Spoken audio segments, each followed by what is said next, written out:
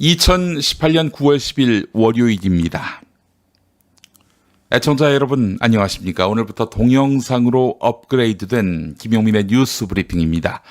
이제 오디오만이 아니라 비디오로도 여러분께 인사드리게 됐습니다. 듣는 뉴스에서 보는 뉴스로도 확장한 김용민 브리핑 2부, 김용민의 뉴스 브리핑, 김용민.com 유튜브 페이지로 오셔서 확인해 주시기 바랍니다. 구독은 필수인 거 잊지 않으셨겠죠? 자, 오늘의 뉴스 포인트 짚어보겠습니다. 어제 오후에 시작된 서울 상도동 유치원 철거 작업 오늘 저녁쯤 끝날 예정이라고 합니다. 정의용 청와대 국가안보실장이 문재인 대통령의 특사 자격으로 중국을 찾아서 방북 결과를 설명했습니다. 서훈 국정원장도 오늘 일본을 찾을 예정인데 특별 사절단의 방북 성과를 토대로 청와대가 바쁘게 움직이고 있는 양상입니다. 스티브 비건 미국 국무부 대북 특별대표가 오늘 우리나라를 찾습니다. 임명 이후 첫 방한인데 다음 주에 열리게 될 남북 정상회담에 앞서서 한미 간의 구체적인 논의가 이루어질 것으로 보입니다. 우리 애청자분들 많이 참여하고 계신데요. 빌리 조 암스트롱님 얼굴 작다 감사합니다. 자, 그리고 알프레도님 마이크 좀 좋은 거 쓰시지라고 하셨습니다. 김용민.com에서 물품 많이 구매해 주시면은 수익이 배가 되고 그럼 좋은 마이크 쓰지 않겠습니까? 다 이게 의도가 있는 것입니다. 싼 마이크 쓴 의도가요. 자, 그리고 보통 실시간 하는 분들 뉴스 공장하고 시간 겹치는 거 피하려고 이 시간엔 안 하던데 노남훈님 말씀을 참 섭섭하게 하시네. 7시 전에 끝내겠습니다. 나 참. 그리고 유튜브로도 여러분 방송된다는 점 잊지 마시기 바라겠습니다. 자, 오늘의 뉴스 포인트 짚어봤고요. 그렇다면 오늘의 일면 헤드라인부터 오늘의 일면 헤드라인 살펴보도록 하겠습니다. 자, 일면 헤드라인 먼저 한겨레부터 보겠습니다. 3년 만에 다시 메르스, 추석까지 2주가 고비, 이런 제목입니다. 쿠웨이트에서 22일 동안 머문 뒤 귀국한 61살 남성이 메르스, 즉 중동호흡기 증후군에 감염된 사실이 그제 오후에 확인됐습니다. 이 환자는 국가 지정 격리 병상이 있는 서울대병원으로 이송돼서 치료를 받고 있는 상황입니다. 2015년에 메르스 유행 이후 3년 만에 다시 국내에서 메르스 환자가 나온 것입니다. 자, 서울신문도 마찬가지입니다. 3년 만에 또 메르스 공포, 잠복기 2주가 최대 고비. 경향신문, 입국장에서 못 걸러낸 메르스 2주가 고비. 2주라 하면 잠복기를 뜻하는 거죠. 세계일보 보겠습니다. 3년 만에 또 메르스, 검역 체계 구멍. 슬슬 정부 책임론 들먹이고 있는 세계일보입니다. 자, 국민일보, 그 난리 겪고도 2015년에 38명이 사망한 그런 당시 상황을 이야기하면서 또 뚫린 메르스 검역, 이렇게 지적했습니다. 한국일보, 메르스 놓친 공항 5시간 만에 440명 노출, 440명에게 이 환자가 노출됐다, 이런 얘기지요. 자, 조선일보 보겠습니다. 3년 만에 메르스, 정부는 놓쳤고 민간은 빨랐다. 민간이라면 병원을 말하는 거지요. 병원의 기민한 대응, 박수를 보낼 필요가 있습니다. 중앙일보, 북한 ICBM 뺀 구구절, 미국에게 보여주었다. 이런 제목입니다. 중앙일보와 동아일보는 어제 이른바 구구절 관련 소식을 전하고 있는데요. 조선이 어제 오전 평양 김일성 광장에서 김정은 국무위원장과 당정군 고위 인사, 해외 축하 사절들이 참석한 가운데 정권 수립 70주년을 자축하는 대규모 열병식을 펼쳤습니다. 자, 1시간 40분 동안 진행됐는데 병력 12,000여 명이 동원됐습니다. 그런데 미국 본토를 사정권에 넣는 대륙간 탄도미사일이나 중장거리 탄도미사일은 등장하지 않았습니다. 자, 김정은 위원장 당초 예상과 달리 공개 연설이 없었는데요. 자, 그래서 중앙일보, 북한 ICBM 뺀 구구절 미국에게 보여주었다. 미국에게 보여줬다는 것입니다. 동아일보 역시 ICBM 없는 구구절 트럼프, 김정은 고맙다. 트럼프 미국 대통령이 김정은 위원장에게 고맙다는 뜻을 밝힌 점, 이 점을 소개하고 있습니다. 네. 자, 오늘 일면 헤드라인 함께 살펴봤습니다. 자, 김용민의 뉴스 브리핑 함께하고 계신데요. 자, 이제부터는 오늘 주요 신문 기사들 하나하나 살펴보도록 하겠습니다. 먼저 첫 번째 기사는 한겨레 기사입니다. 앞서서 세계일보 등 여러 신문들이 메르스 환자, 메르스 관련한 추가 발생 이 소식을 전하면서 정부 책임론을 강조했는데요. 자, 관련한 기사 한번 보겠습니다. 한겨레 기사인데요. 방문국 오염지역 아닌데다 발열, 기침 없어서 검역소에서 못 걸렀다. 이렇게 전하고 있습니다. 왜 공항이 뚫렸는가? 그와 관련한 소상한 내막을 전하고 있는데요. 공장 검역에서 이 환자 기역씨라고 표현을 했는데 기역씨를 놓쳤다는 지적이 나오는 것에 대해서 2015년 대한예방의학회 메르스 위원장을 맡았던 김호란 국립암센터 예방의학과 교수가 한 말이 있습니다. 메르스 환자가 소화기 증상이나 근육통 등 이런 초기 증상을 보이는 경우는 흔치 않기 때문에 이 특이하지 않은 이런 증상을 모두 검역에서 걸러내기란 불가능하다 이렇게 말했습니다. 자, 이 방문국 그러니까 감염된 나라로 추정되는 쿠웨이트.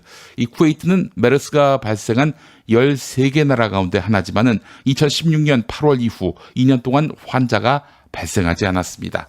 자, 이 때문에 질병관리본부가 검역법상 검역이 반드시 필요하다고 판단되는 메르스 오염 지역에 포함되어 있지 않았던 것이죠. 자, 메르스 오염 지역에 포함시키지 않았던 것입니다. 질병관리본부 관계자는 이 환자가 비행기를 환승한 두바이가 메르스 오염 지역에 해당하지 않기 때문에 검역을 느슨하게 실시하지는 않았다. 이렇게 밝히고 있습니다.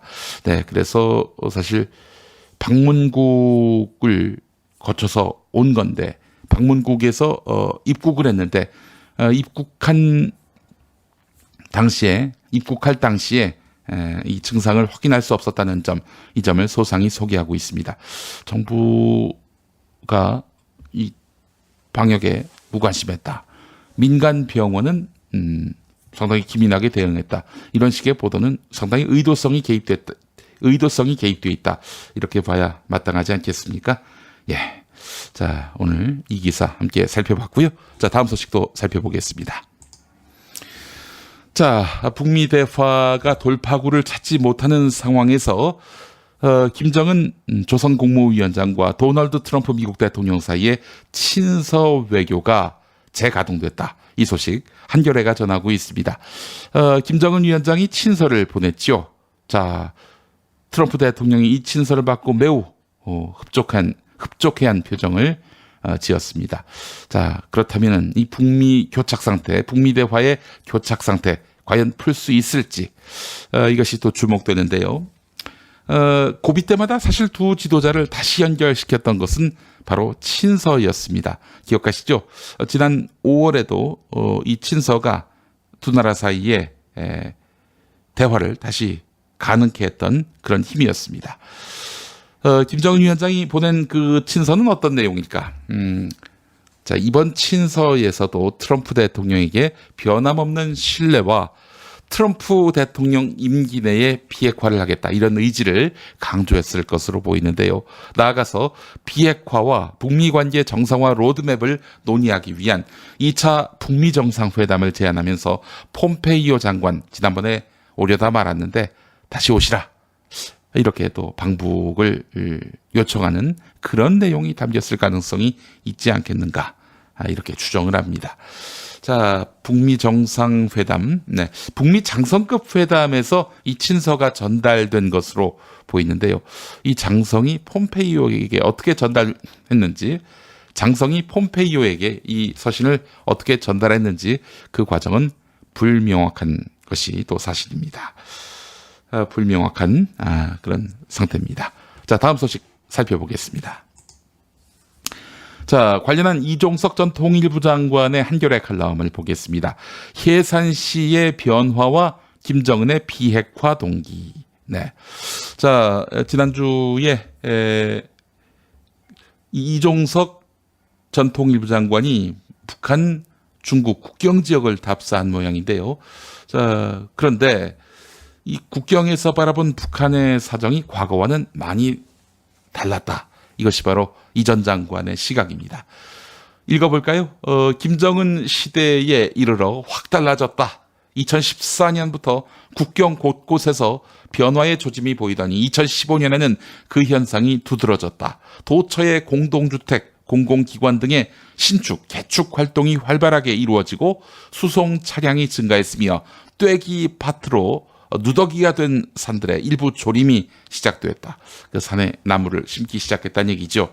북한 경제의 성장을 증명하는 움직임이 다양하게 포착됐다. 이렇게 말하고 있습니다. 자, 지금 북한은 어떤 입장일까요? 북미 대화에 임하는 자세. 단순히 배고픔을 면피하기 위한 여러 가지 그 압박에 결국에는 견디지 못해서 백기를 드는 양상일까요? 그렇게 해서 대화의 장에 나오려고 하는 것일까요?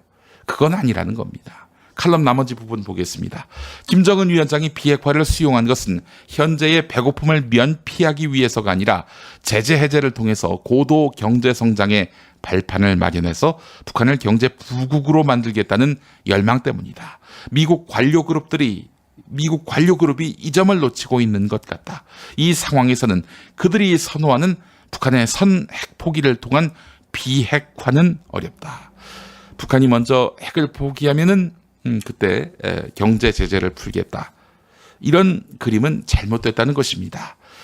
결국 북한의 비핵화를 위해서는 북미 사이에 서로 주고받을 수밖에 없다는 것이죠. 그래서 지금은 김정은 위원장에게 제재 해제의 비전을 적극 제시하면서 이를 비핵화와 연동하는 것이 오히려 더 효과적일 수 있다. 이렇게 지적합니다. 예, 그래요. 북미 사이의 대화, 일방적으로 북한 보고 굴욕적으로 핵을 포기하라. 그럼 우리가 도와주든지 말든지 할게. 이래서는 진척이 될 수 없다는 것입니다. 근본적인 해법이 될 수 없다는 것입니다. 네. 자, 그래요. 지금 아침에 237분이 시청하시고 있는 걸로 나와 있는데 아마 이제 김호준의 뉴스 공장 같은 거는 듣지 않고 김용민의 뉴스 브리핑에 보다 많은 분들의 이목이 집중되지 않겠는가 하는 그런 기대를 갖습니다. 자, 정봉수님, 이게 0이 몇 개입니까? 네. 24억 가자라고 하신 것 같습니다. 박성옥님, 진심으로 응원합니다라고 하셨고요. 자, 그래요. 훅 빠진다라고 김응수님, 감사합니다. 자, 최승현님, 12분 남았다. 뉴스 공장 시작하기까지 12분 남았다고. 나가세요. 예, 들어오지 마세요. 예, 김용권님, 트럼프 탄핵이 한국에게는 이득일까요? 이득 아니죠. 이득이라고 보는 사람들은 거의 없습니다. 다만 이런 생각은 듭니다. 트럼프가 탄핵이 돼서 새로운 미국 지도자가 들어섰을 때 트럼프 그 이전 상태로 돌아갈 수 있겠는가? 그건 또 불명확하단 말이죠. 그러나 지금까지 트럼프에게 공들여왔던 그런 지난 시간들을 생각해 본다면은 상당히 허비한 측면이 있는 것이죠.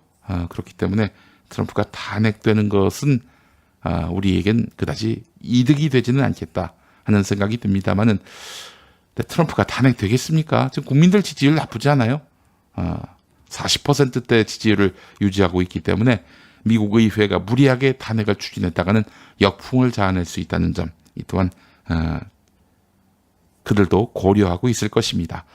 트럼프 탄핵을 추진하는 세력이 말이죠. 예. 자, 김성태 자유한국당 원내대표, 바른미래당은 아마도 트럼프 탄핵을 좋아할걸요? 라고 하셨습니다. 자, 그리고 김응수님 말씀하신 대로 경제협력 시작되면은 현재 상태를 과거로 못 돌리지. 네, 정확하게 짚으셨습니다. 예. 자, 계속해서 다음 기사 보도록 하겠습니다. 다음 기사. 네, 오늘 한겨레 정치바 코너에서는요, 국회의원 증언, 국회의원 증언은 왜 안 되나 하는 부분들을 짚고 있습니다. 국회의원 증언, 사실 반대 여론이 훨씬 높죠. 그죠? 아니, 국회의원들이 한 게 뭐가 있는데 그 수를 더 늘릴 필요가 있겠는가? 이런 시각들이 많습니다. 근데 이거야말로 전형적으로 보수 언론이 만들어낸, 수구 세력이 만들어낸 논리입니다. 그 이유를 오늘 한겨레 정치바에서 소상히 소개하고 있는데, 자, 이 인구 2천만 명일 때 말이죠. 재헌국회가 이제 결성됐습니다. 그때 200명이었습니다. 2천만 명에 200명. 예. 자, 근데 지금 5천만 명이란 말이죠. 그렇다면은 뭐 500명까지는 아니더라도 현재는 350에서 450명이 적정하다는 것입니다. 여러분, 지금 300명의 국회의원이 국민들의 그 생각과 이익을 대변할 수 있다고 보십니까? 불가능합니다. 그렇다고 500명 늘리자 이런 얘기는 아니고요. 적어도 350명에서 450명으로 늘려야 한다는 건데, 단순히 이 숫자만 늘리자 이런 차원의 이야기가 아닙니다. 유권자의 뜻을 정확하게 반영하려면은 아무래도 국회의 그 국회의원 선출 룰이 바뀌어야 한다는 것이죠. 그렇지 않습니까?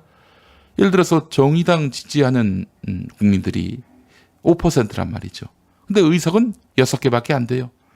5%의 지지율이라고 한다면은 15석은 가져야 되는 거 아니겠습니까? 그렇잖아요. 그런데 지금 현재는 이 거대 양당이 모든 걸 다 장악해버리는 그런 구조란 말이죠. 30%대의 지지율만으로도 50% 이상의 의석을 가져가는 이런 구조. 이런 구조는 문제가 있다는 것이죠. 이러다 보니까 소수 약자나 이렇게 소수 약자의 입장을 대변하는 그런 국회의 기능을 기대하기란 어렵다는 것이죠. 자, 그렇다면 왜 반대하는가? 왜 반대하는가?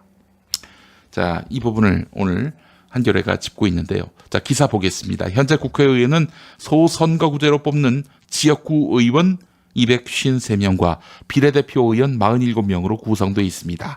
소선거구제, 한마디로 얘기해서 1등만 당선되는 그런 구조입니다. 승자 독식 구조인데, 승자 독식을 기본 구조로 하는 이런 선거법은 유권자의 뜻을 왜곡하고 정치 발전과 사회 통합을 가로막는 등 중대한 문제를 안고 있다는 것이죠.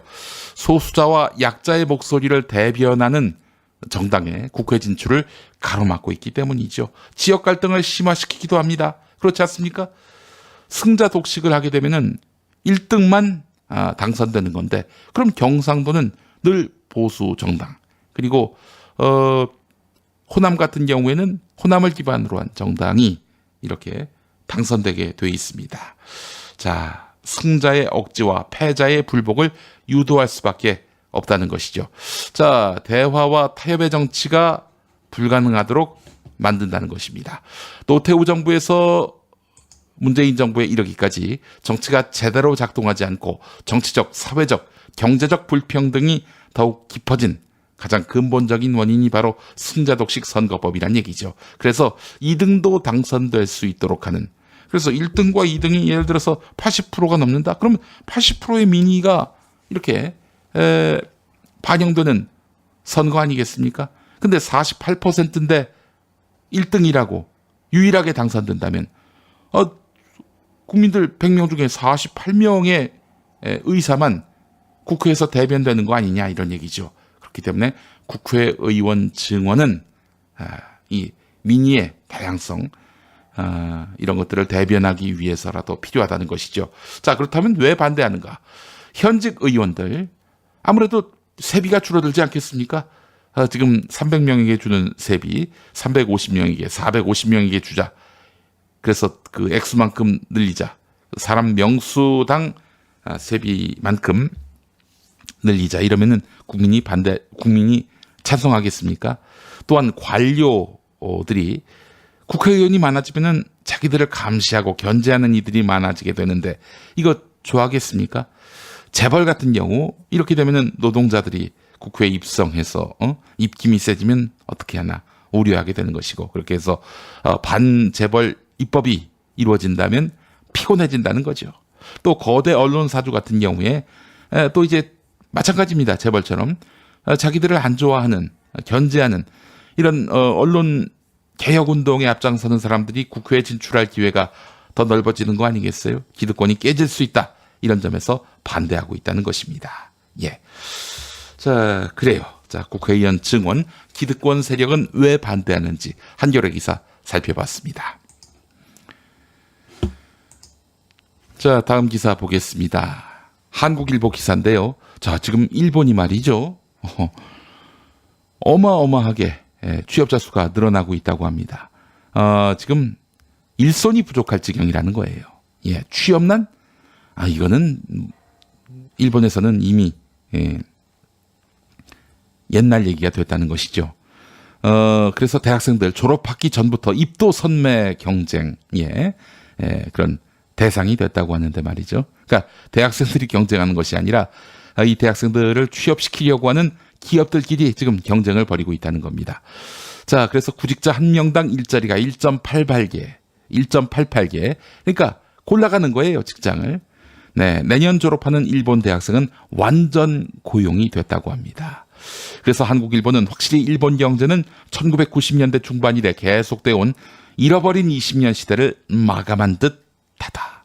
아베 신조 2차 내각이 출범한 지난 2012년 12월 이후 6년째 경기 확장세가 지속되면서 기업들의 실적 개선, 주가와 부동산 가격 상승, 고용시장의 일손 부족 현상 등이 두드러지면서 일본은 부활의 노래를 부르고 있다. 이렇게 전하고 있습니다.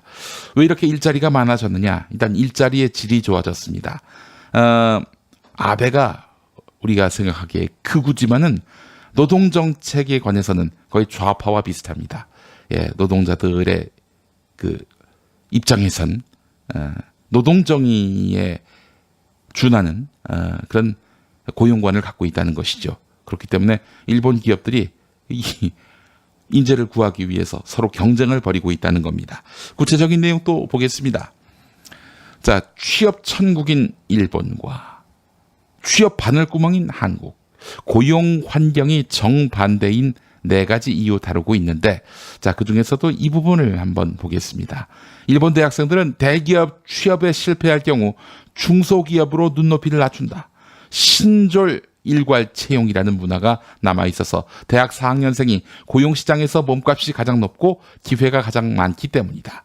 한국처럼 대기업 입사와 공무원 시험 준비를 위해서 취업 낭인으로 시간을 허비하는 경우가 드물다.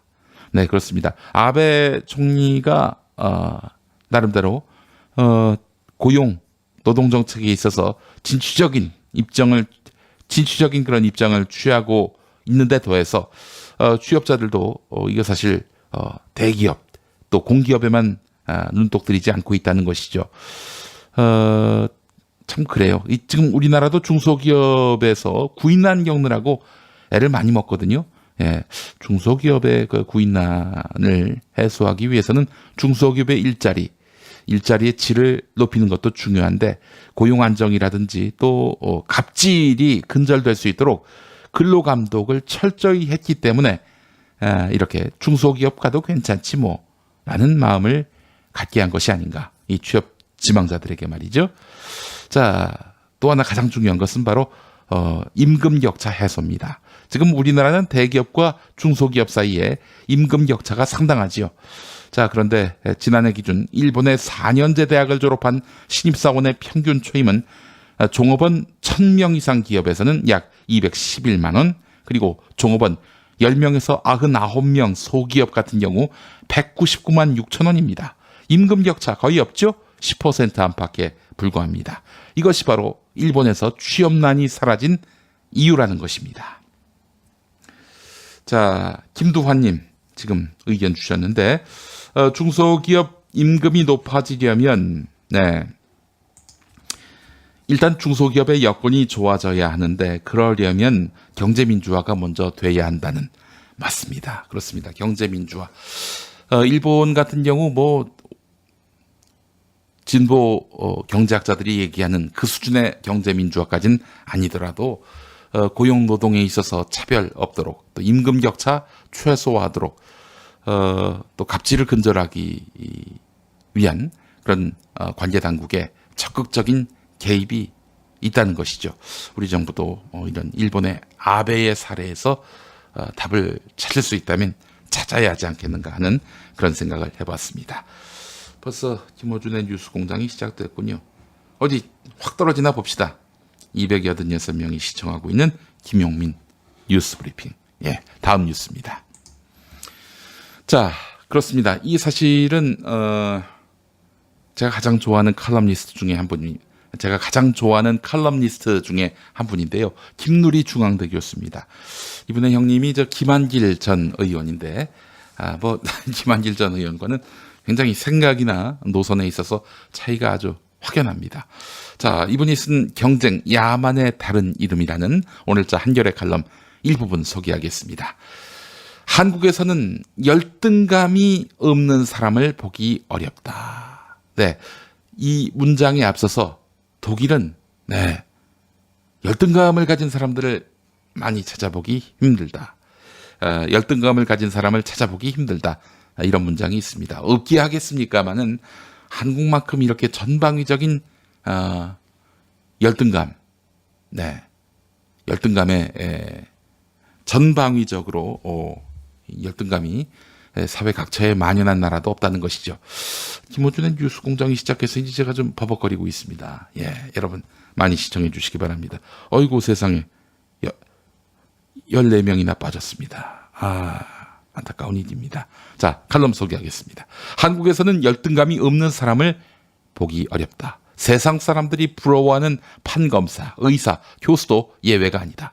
끝없는 경쟁의 수직적 위계 속에서 언제나 누군가가 내 위에 있다고 느끼는 것이다. 한국 사회를 특징짓는 오만과 모멸의 구조. 김우창 고려대 교수가 하신 말씀 같아요. 오만과 모멸의 구조는 바로 여기서 생겨난 것이다. 교육혁명은 경쟁교육의 폐기에서 출발해야 한다. 인간이 자신의 소양과 재능을 발견하고 실현하도록 도와주는 것이 교육이다. 모든 인간을 획일화된 기준에 맞춰서 줄 세우고 수직적 위계 질서에 배치하는 것이 교육일 수 없다. 저는 가장 이해할 수 없는 것이 말이죠. 중고등학교 때 왜 성적 순을 매기는지 모르겠어요. 요즘 초등학교도 그러는지는 알 수 없습니다만은, 아니 공부를 잘하는 사람도 있고 스포츠 잘하는 사람도 있고 노래 잘하는 사람 있고 또 이렇게 기술이 탁월한 사람도 있고, 아니 각자 사는 모양새가 다 다른데 왜 공부 갖고 줄 세우기를 하냐 이거예요. 이러니까 어려서부터 열등감을 배양시키는 겁니다. 열등감으로 조직된 사회는 행복할 수도 정의로울 수도 없다. 네, 이런 칼럼이었습니다. 자, 다음 칼럼 또 살펴보도록 하겠습니다. 다음 이지영님, 오늘은 여기 있을랍니다. 감사합니다. 그렇습니다. 이미 벌써 한 20명이 떠났어요. 이 배신자들. 김호준 따위가 뭐라고? 아이고 정말 참. 자, 다음 뉴스 보겠습니다. 자, 이 김명수 대법원장, 정말 이분 파업하고 있나요? 파업하고 있다는 생각이 듭니다. 자, 양승태 대법원장 시절에 사법농단 의혹을 지금 검찰이 수사하고 있죠. 윤석열 서울중앙지검장이 철저하게 수사하라, 이렇게 지시를 내렸습니다. 대법원 문건 유출 의혹 철저하게 수사하라, 법대로 수사하라, 이렇게 이야기했습니다. 윤석열 지검장이 왜 그런 얘기를 했는지는 내일 김용민 브리핑 일부 3김쇼에서 김프로가 소상히 설명드리겠습니다. 자, 그 검찰이 당시 대법원의 재판연구관을 소환했습니다. 이름이 유해용이라는 사람인데요. 지금 사진에 보이시죠? 네. 이게 손가락이 안 나오는구나. 지금 이 사람, 지금 기사에 보이는 이 사람이 바로 유해용. 지금은 변호사입니다. 예전에는 대법원 수석재판연구관. 말하자면 양승태의 오른팔이라고 해도 과언이 아니겠죠. 자, 어제 이제 검찰에 소환됐어요. 이 사람이 대법원 재판 자료 수백 건을 지난 2월에 퇴직하면서 유출한 의혹을 받고 있습니다. 검찰이 이 사람 유해용 전 연구관이 대법원 재판부와 법원행정처가 상고법원 추진을 위해서 재판 거래를 모의하게끔 관련 문건을 전달한 가교 역할을 했다. 이렇게 파악하고 있습니다. 자, 이 재판부와 법원행정처, 그러니까 일반 사건 재판부, 그러니까 박근혜가 관심 갖고 있는 재판의 재판부하고 그리고 양승태의 대법원 사이에 가교 역할을 한 인물이 바로 이 유해용 씨가 아니겠는가 이렇게 보고 있는데, 유해용 씨의 그 개인 사무실에 대량의 대법원 문건이 보관돼 있었습니다. 대법원 재직 당시 박근혜 청와대가 관심 가질 재판 관련 보고서를 작성하고 이걸 법원행정처 등 윗선에 보고했다는 의심이 들 수밖에 없는데, 일개 재판연구관이 윗선 지시 없이 기밀 문서를 손댈 이유는 없겠죠. 네, 양승태 대법원은 상고법원 추진에 필요한 비용을 조달하려고 비자금을 조성한 의혹까지 지금 받고 있는 상황인데, 법원행정처는 허위 증빙 서류까지 작성하기 위해서 빼돌린 법원 공보예산 수억 원을 상고법원 추진에 관여한 고위법관들에게 활동비로 지급한 바 있습니다. 자, 이런 와중에 이 유해용 씨가 재판 관련한 문건, 고위법관의 기밀, 고위법관으로서 기밀을 유출을 했던 것이죠. 자, 그런데 말이죠. 여기에 대해서 김명수 대법원은 지금 손 놓고 있습니다. 현 대법원도 대법원 기밀 유출 등에 바로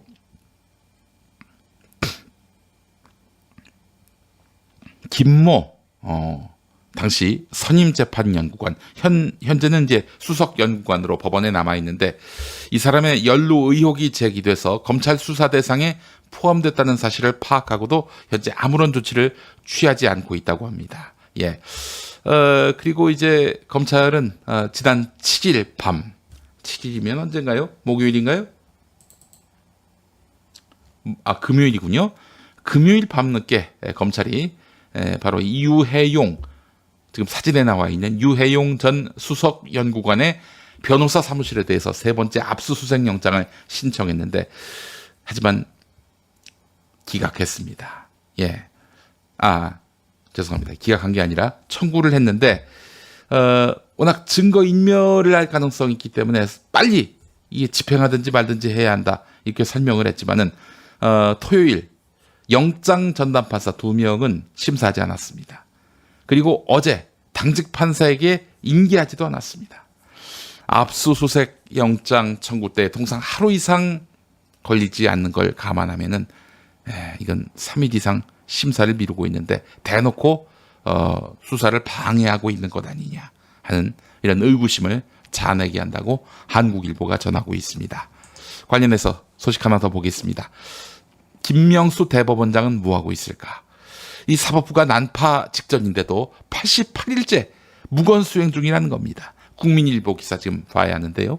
김명수 대법원장이 지난 6월 15일 대국민 담화문에서 검찰 수사에 적극 협조하겠다고 밝힌 것과 달리 압수수색 영장을 셀프 기각하면서 사실상 수사를 방해해 왔다는 것이죠. 검찰에 따르면 법원의 영장 기각률이 2016년 기준 일반 사건에서 10%인데, 다른 사건, 법원과 무관한 사건은 10%인데 이번 사건 같은 경우 사법농단 관련한 사건의 영장 기각률이 89%예요. 10개 영장 내놓으면 9개를 기각시켜버렸다는 거죠. 법원이 그렇게 정의롭습니까? 법원은 그렇게 죄가 없습니까? 완전 무결합니까?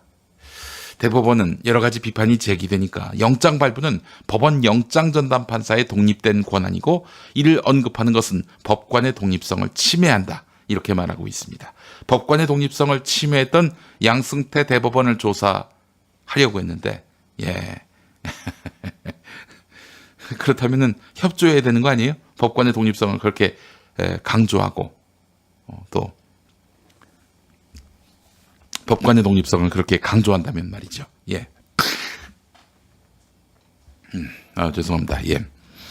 자, 그렇기 때문에 이 사법부 난파 상황에서도 88일째 침묵하고 있는 김명수 대법원장, 이제는 입을 좀 여실 때가 된 게 아닌가. 이 무대응 무책임에 지금 비난 여론이 들끓고 있다는 사실 알고 있어야 할 텐데 말이죠. 뭐가 두려워서 이렇게 침묵을 유지하고 있는 건지, 법원이 대놓고 검찰 수사에 비협조적으로 나오고 있는데도 보고만 있는 건지 참으로 답답합니다. 우리 애청자분들도 그렇게 생각하시는지 모르겠습니다. 라파엘님, 김명수가 사법부 장악을 못한 듯. 그리고 베스트 제리님, 대체 김명수 뭐하고 있나. 그리고 김명미님,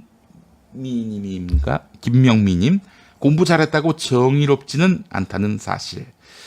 예. 그리고 강종태님, 김명수 진짜로 짱난다. 마스터님, 조직 논리지요. 죄송합니다.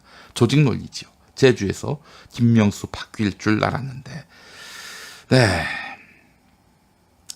자, 라파엘님, 70년 짬짬이, 70년 담합의 사법부 카르텔을 김명수 혼자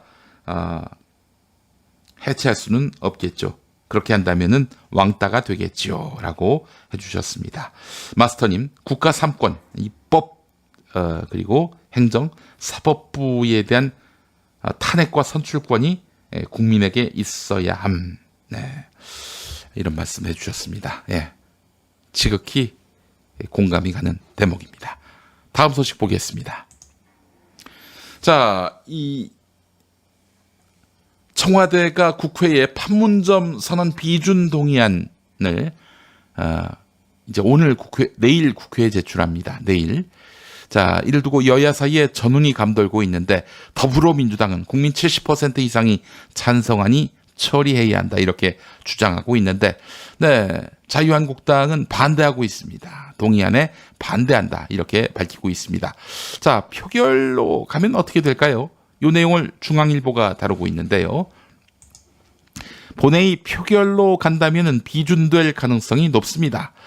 민주당 129석과 민주평화당 14석, 정의당 5석, 그리고 민중당 1석을 합치면 149석, 이미 이 과반이 넘죠. 바른미래당 30석과 무소속 7석 의원 등을 중에서 일부만 찬성해도 과반은 지금 이 재보선 때문에 150석이 됐나요? 정정하겠습니다. 다시 할게요. 자, 본회의 표결로 간다면 비준이 될 가능성이 높습니다. 민주당 129석, 민주평화당 14석, 정의당 5석, 민주당 1석 합치면은 149석이고, 바른미래당 30석과 무소속 7석의 의원들 일부가 찬성하면 과반을 쉽게 넘긴다는 것이죠. 그렇죠. 6.13 지방선거 당시에 국회의원 재보선도 있었으니까 정원을 다 채웠을 겁니다. 그렇기 때문에 과반이 150석이 되는 것이죠. 자, 하지만 복병이 있습니다. 본회의 상정을 위해서는 먼저 국회 외교통일위원회를 거쳐야 하는데, 위원장이 자유한국당 소속의 강석호 의원입니다. 자유한국당의 자유한국당의 극적인 입장 변화 없이는 외통위 통과가 불가능하다는 것입니다. 그렇지 않다면은 결국 국회의장이 직권상정을 해야 하는데, 직권상정의 이유는 국가 비상사태에 준하는 상황, 그 이상이 돼야 하는 것이고, 또 의장이 각 교섭단체 대표 의원과 합의한 경우에 이렇게 직권상정이 가능하도록 되어 있기 때문에 이 또한 쉽지가 않다는 것이죠. 네, 억지로 비상사태 만들어가지고 예전에 사이버 사찰법을 통과시켰죠. 당시 민주당 의원들이 필리버스터를 하기도 했었고요. 국가 비상사태는 귀에 걸면 귀걸이, 코에 걸면 코걸이긴 합니다만은, 그렇지만 민주당까지 그렇게 이걸 밀어붙일 정치력이 있을지. 예를 들면은 김정은한테 갖다 바치려고 이렇게 국회 비준을 받아야 했느냐, 이런 논리를 또 펼 것이 분명하지 않겠습니까? 분단 논리로 그동안 연명해온 보수 정당들이 말이죠. 자, 그렇기 때문에 비준 표결은 민주당에게 유리하지만 상임위원회를 통해서 이 법안이 본회의에 올라올 가능성이 상당히 희박해 보인다라는 것이 중앙일보의 시각입니다. 자, 다음 소식 살펴볼까요? 자, 이 상도동 유치원, 상도 유치원 6개월 동안 뭉갰어요. 이 안전 진단이 필요하다, 붕괴 가능성이 있다. 이런 이야기가 지난 3월부터 나왔는데 6개월 동안 뭉개다가 붕괴 이틀 만에 철거를 했습니다. 서울 동작구 상도 유치원 이야기인데, 그래서 이거 증거인멸 아니냐라는 비판의 목소리가 나오고 있습니다. 이에 대해서 전문가들과 일부 주민들이 이야기한 것이 바로 증거인멸 아니냐라고 비판했는데, 사고 이후에 무너진 옹벽, 즉 흙막이에 철근이 제대로 들어가지 않은 것 같다. 바뀐 법에 따라서 안전평가만 했어도 사고가 안 났을 것이다. 이런 의혹이 쏟아지고 있는데요. 동작구는 사고 조사단을 꾸려서 원인을 찾고 있지만 여론 불신이 가득한 상태라서 어떤 결과가 나와도 설득력을 발휘하기 어려울 것이다. 이렇게 보고 있습니다. 자, 한겨레 기사 일부분을 제가 캡처해 왔는데요. 유치원은 사고가 나기 하루 전인 지난 5일에도 동작구청 건축과에 교실 아래 필로티 기둥 균열 및 기울기 발생, 옹벽 기둥 끝부분 기울기 발생 등의 이상 현상이 발생했다. 공사 진행 때에는 위험한 상황으로 구청 건축과에 긴급 현장 점검을 요청한다. 이런 공문을 발송했는데 구청은 현장을 확인하지 않은 채 이튿날 시공사에다가 현장을 확인하라 이런 공문만 보냈어요. 유치원은 바로 그날 건물 일부가 뒤틀리면서 아래쪽으로 내려앉았어요. 동작구청 관계자가 한 말이 가관입니다. 현장에 못 나간 것은 아쉽게 생각한다. 하지만 우리가 전문가가 아니기 때문에 현장에 나가더라도 무엇이 문제인지 모른다. 이런 말을 했습니다. 뭐하러 그럼 건축가가 있는 건지 묻지 않을 수가 없겠습니다.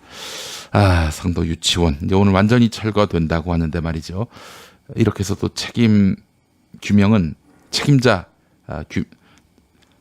이 진상 규명과 책임자 처벌 이것이 물 건너가게 된 것은 아닌지, 이렇게 제대로 이 사건의 본말을 파악하고 이 본말에 따른 책임을 규명하지 않는다면은 이 사건이 재발할 가능성이 있거든요. 네, 염려가 됩니다. 자, 다음 소식 보겠습니다. 자, 청와대 답변. 네, 청와대 국민청원 게시판. 문재인 정부 국정 철학의 일환으로 도입됐죠. 국민이 물으면 정부가 답한다. 이런 철학. 자, 그런데 말이죠. 이걸 두고 이제 세계일보 같은 경우 국민청원 50건, 그러니까 청와대가 답변했던 20만 명이 동의를 해서 청와대가 답변했던 국민청원 50건을 분석한 결과가 일면에 실렸습니다. 사회 갈등을 조장하는, 그래서 부작용이 우려되는 그런 국민청원들이었다는 것입니다. 가장 많은 청원이 몰린 난민법 피해지 촉구 71만 4,875명, 조두순 출소 반대 61만 5,454명, 그리고 김보름 선수, 박지우 선수 자격 박탈 61만 4,127명. 예, 이게 빅3를 차지하고 있는데 청와대가 여기에 대해서 답변함으로써 이 이슈가 더 확대 재생산된 면이 있다. 그리고 특정 집단의 목소리만 반영하게 되는 것 아니냐, 이런 비판이 나오고 있는데, 근데 청와대 국민청원에 대해서 뭐 아시는 분들은 잘 아시겠지만 여기에 대해서 청와대가 답변하는 거지 여러분들의 요구대로 뭐 정책에 반영하겠다 혹은 뭐 이걸 입법화하겠다, 국정 운영에 뭐 반영하겠다 이런 건 아니거든요. 그래도 이런 것들이 청와대에 그래도 이런 국민청원으로 인해서 청와대가 관심을 갖는다는 것만으로도 하나의 어떤 사회적 의제를 형성할 수 있다는 이런 지적인데, 글쎄요. 이렇게 해서라도 국민들이 이 선거가 아닌 때에 주권자로서 그 의사를 표시할 수 있는 기회가 제대로 보장돼 있나요? 세계일보 같은 언론들이 그런 민의를 제대로 수렴하고 있습니까? 국민들을 가르치려 드는 그런 자세를 버리고 국민들의 목소리에 귀를 기울여 왔습니까? 그렇기 때문에 저는 국민청원에 대해서 부작용 우려를 하기 전에 우리 언론들이 먼저 반성해야 하지 않겠는가.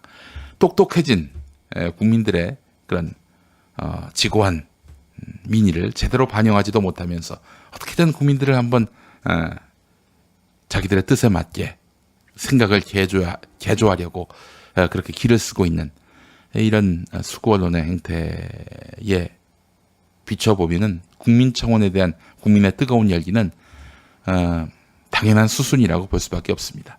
이거는 부작용을 걱정하기 전에 언론들부터 반성해야 하지 않겠는가 하는 그런 생각을 해봤습니다. 자, 다음 소식도 살펴보겠습니다. 이거 다음 소식은 최근 서울신문의 기획 용서입니다. 여러분, 그 간병살인이라고 들어보셨습니까? 간병하다가 환자를 간병인이 살해하는 거예요. 그런데 가난한 노인 부부가 있단 말이죠. 아내가 먼저 치매를 앓아서 누웠습니다.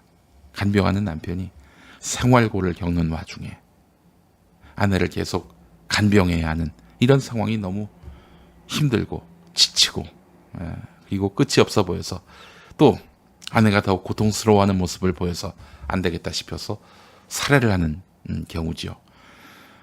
뭐 내가 감옥 가나 또 죽나 뭐 삶이 달라질 것도 없고 그러니 차라리 이렇게 해서 나도 생을 마감하자.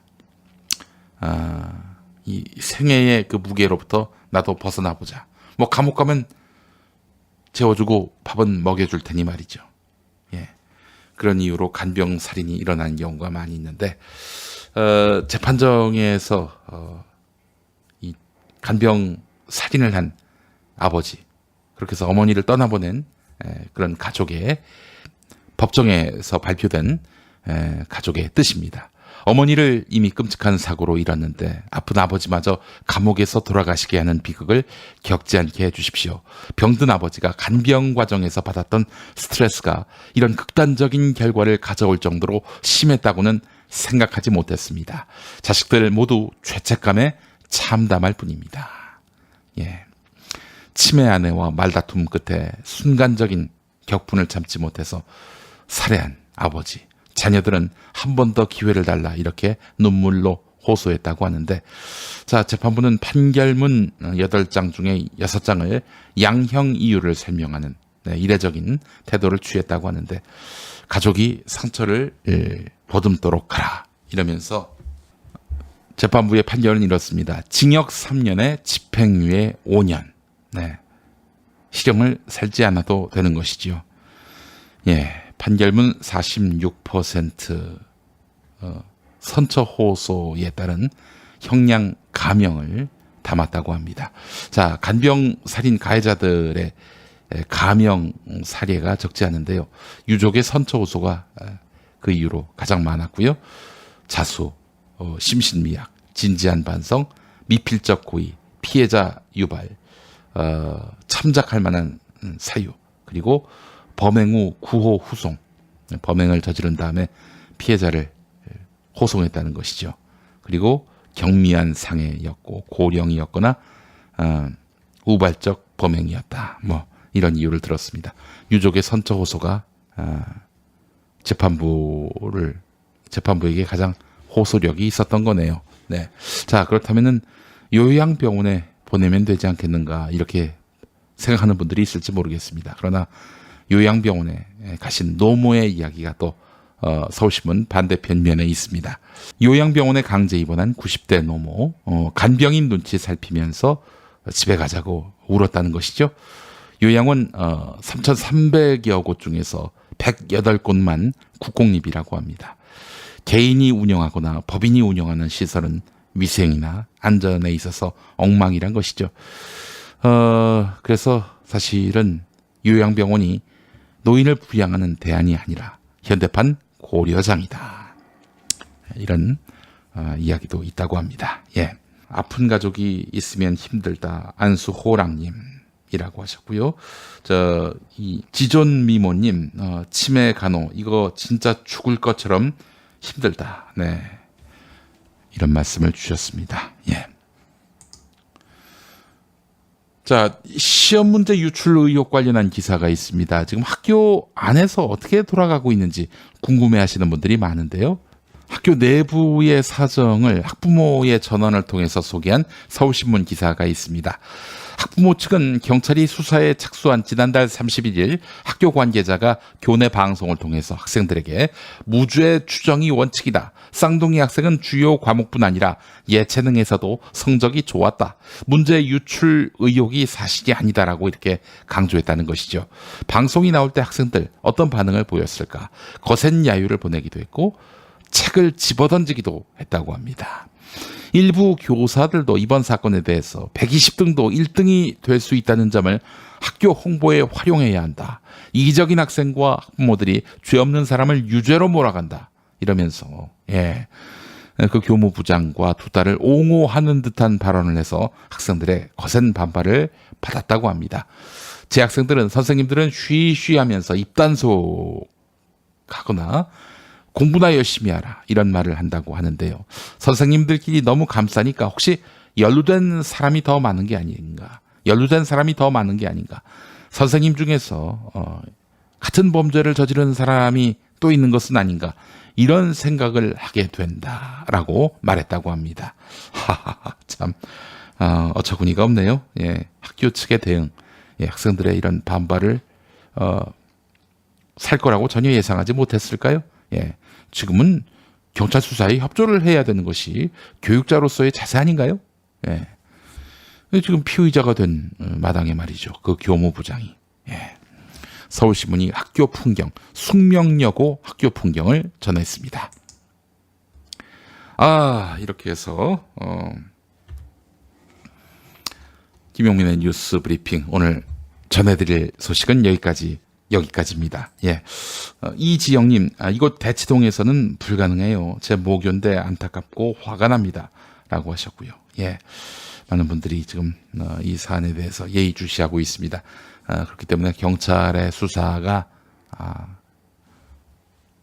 부실함이 없어야 할 테고요. 학교도 더 이상 감싸고 돌기에 그치지 않고 명명백백한 진상규명을 위해서 적극 협력해야 할 것이라고 생각합니다. 네, 날씨 전해드리면서 마무리하겠습니다. 전국은 오늘도 맑은 하늘이 드러나겠습니다. 한낮 기온은 서울 28도까지 오르겠지만 동쪽 지방은 강릉 23도, 대구는 25도에 머물겠습니다.